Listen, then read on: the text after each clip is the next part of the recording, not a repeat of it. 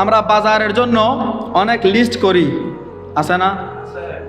মাহে রমাদানুল মুবারকে এই বাজার লাগবে আমাদের, এটা ভালো। আপনার রোজাদার পরিবারের জন্য ভালো খাবারের ব্যবস্থা করা, এটাও ইবাদত। আমরা বাজারের লিস্ট করি, আমলের লিস্ট করি না। কোন আমল আমরা কিভাবে করব এই লিস্টটা আমরা করি না। অথচ এই মাহে রমাদান এমন মাস, যেই মাসে কোন সময়ে কোন আমল আমরা করব, কিভাবে আল্লাহকে রাজি করব, সেই নিয়ে লিস্ট করা আমাদের জন্য জরুরি।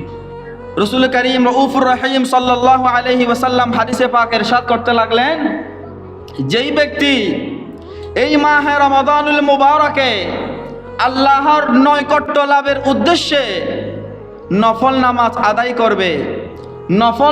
করবে, ওই ব্যক্তি অন্য মাসে ফরজ আদায় করলে যেই সওয়াব, ততটুকু সওয়াব আল্লাহ ওই বান্দাকে দান করবেন। রমজান মাসে নফল আদায় করলে অন্য মাসের ফরজের সওয়াব আমার আল্লাহ দান করবেন।